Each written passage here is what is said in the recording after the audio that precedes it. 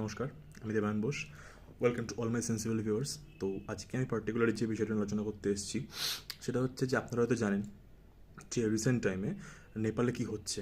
নেপালে একটা outrage protest শুরু হয়ে গেছে। তো সেটা কি কেন হচ্ছে, কী বিষয় হচ্ছে, সেটা নিয়ে আজকে দু চারটে কথা বলার জন্য আপনাদের সামনে আবার উপস্থিত হলাম। তো প্রথমেই বলে রাখি, এটা আজকে রাজ্য দেশ থেকে একটু ইন্টারন্যাশনাল লেভেলে যে যা কথা বলার চেষ্টা করছি, ইন্টারন্যাশনাল রিলেশন নিয়ে আমাদের সবথেকে বড় কথা এর সাথে আমাদের ভারতবর্ষ কীভাবে কানেক্টেড। তো প্রথম কথা আমি বলি যে আপনারা হয়তো জানেন যে রিসেন্ট পাস্টে বাংলাদেশ, তার আগে শ্রীলঙ্কা, এখন নেপাল, আমাদের প্রতিবেশী যে রাষ্ট্রগুলো আছে সেই রাষ্ট্রগুলোতে কিন্তু আপনারা যদি খেয়াল করে দেখেন যে যে কোনো স্টেবল গভর্নমেন্ট, সেই স্টেবল গভর্নমেন্ট কিন্তু পড়ে যাচ্ছে এবং কোথাও না কোথাও কিন্তু মিলিটারি রুল চালু হয়ে যাচ্ছে। তো এটা আমাদের ভারতবর্ষকে অর্থনৈতিকভাবে, ডিপ্লোম্যাটিক ওয়েতে কীভাবে হ্যাম্পার করতে পারে বা আমাদের সরকারকে কীভাবে সচেতন থাকতে হবে সেই বিষয়ে আজকে কথা বলতে এলাম।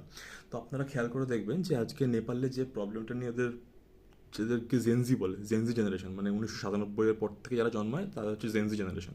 হিসাব মতো আমরা সবাই যারা দেখছি বেশিরভাগ হচ্ছে জেনজি জেনারেশনের মধ্যেই পড়ছি। তো যেই জেনজি জেনারেশন যারা আছে তাদেরকে সোশ্যাল মিডিয়া থেকে পুরোপুরিভাবে ব্যান করে দেওয়া হয়। মানে ওই নেপালে সোশ্যাল মিডিয়া পুরোপুরিভাবে ব্যান করে দেওয়া হয়, এফবি, হোয়াটসঅ্যাপ, ইউটিউব, এভরিথিং। এবং সেই সঙ্গে সঙ্গে নেপাল গভর্নমেন্ট যেটা দাবি করছে সেটা হচ্ছে যে ওরা নাকি এইসব যে ফেসবুক বলুন, হোয়াটসঅ্যাপ বলুন, এই ডিপার্টমেন্টগুলোকে বলেছিল যে আপনারা রেজিস্ট্রেশনটা 7 দিনের মধ্যে কমপ্লিট করুন। তো ওই মেটা যা এখন তো মেটা কন্ট্রোল করে, মেটা সেগুলো করেনি, মানে 7 দিনের মধ্যে কোনো রকম ভাবে কোনো রেজিস্ট্রেশনটা করেনি।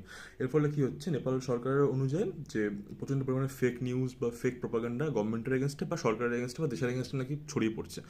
তো এই নিয়ে নেপাল সরকার সমস্ত কিছু ব্যান করে দেয়, কিন্তু স্বাভাবিকভাবে জেনজি জেনারেশন যারা আছে আমাদের প্রজন্ম, তার এগেনস্টে রুখে দাঁড়ায় এবং এটা একটা ভালগার পর্যায়ে চলে যায় এবং কি শ্যুট আউটও হয় এবং 19-20 জনের মধ্যে মারাও যায়, একদম কপালে শ্যুট করে দেয়। তো সেখান থেকে আউটরেজ হয়ে যায়, হয়ে যে আজকে ওদের যে ক্যাবিনেটের prime minister mister KP Sharma Oli, উনি রিজাইন দিয়ে দেন এবং ওরা ক্যাবিনেটের প্রায় অলমোস্ট সব মন্ত্রীরাই রিজাইন দিয়ে দেয়। দিয়ে ওনাদের খুব সম্ভবত 2-1 দিনের মধ্যে সেনা শাসন চলে আসবে। কদিন আগে আমরা বাংলাদেশেও দেখলাম সেম জিনিস, তার আগে শ্রীলঙ্কাও দেখলাম সেম জিনিস। তো ভারতবর্ষের চারপাশে যেগুলো হচ্ছে এগুলো কিন্তু আমার পার্সোনালি মনে হচ্ছে এখানে কিন্তু কোথাও না কোথাও আমেরিকা কিন্তু মদত দিচ্ছে। কারণ হচ্ছে গিয়ে বর্তমানে আমেরিকার সাথে ভারতের সম্পর্ক ট্যারিফ নিয়ে ভালো না, আমি এই নিয়ে পরে একটা ভিডিও করবো। তো সেই জন্য আমাদের বর্তমান প্রশাসনকে অনেক বেশি সচেতন থাকতে হবে এবং প্যারালালি এটাও আমাদের দেখতে হবে যে যখন কোনো সরকার বা প্রশাসন যখন সব কিছু ঊর্ধ্বে উঠে যায় তখন কিন্তু মানুষ চাইলে কিন্তু সে সরকারকে ফেলে দিতে পারে। তাই কেউ কিন্তু মানুষের ঊর্ধ্বে নয়, মানুষই সরকার তৈরি করে, সেটা আমাদের দেখতে হবে। এবং তার সাথে সাথে আমাদের স্বর্গীয় প্রাক্তন প্রধানমন্ত্রী অটল বিহারী বাজপেয়ী একটা কথা বলেছিলেন যে রাজনীতি চলতে থাকবে কিন্তু দেশ অটুট থাকা চাই।